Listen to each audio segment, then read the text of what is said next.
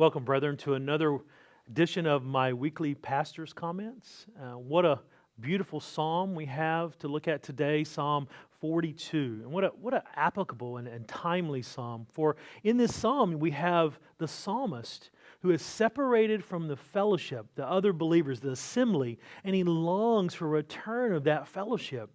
Doesn't that speak of our own situation at this time and how many of us long to return to fellowship with each other and gather together as God's church? Well, the psalmist, he longs for that fellowship. He's separated from the people of God. He longs for the day when he can come, and he says, I used to go out and lead the congregation in praise, but he can't. He's separated, and it's not by his own choice. Well, the psalmist he's spiritually dry, and you see that in verse 1. He says, as the deer pants for the water brooks, so my soul longs for you, O God. My soul thirsts for God, for the living God. When shall I come and appear before God? He longs for a return of corporate worship. He longs for God and His people. And he knows that he's separated from God, and he knows that the ungodly are tormenting him and taunting him, and they say, where's your God? Verse 3, what is your God doing in this time? Brethren, in this time of trouble that we live in, how many unbelievers look around and say, where's God in the midst of all this trouble?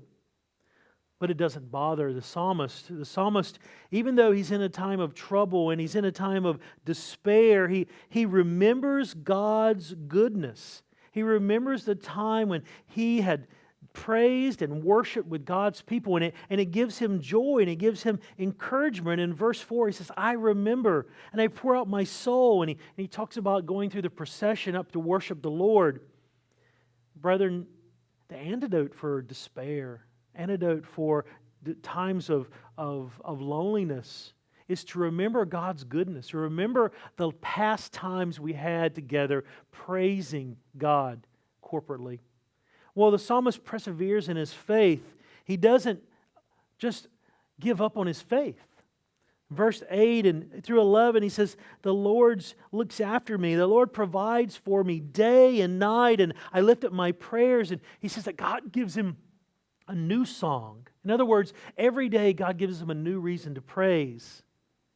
Brethren, my desire for you is that you were hoping God, that you would wait for Him, knowing that He is sovereign.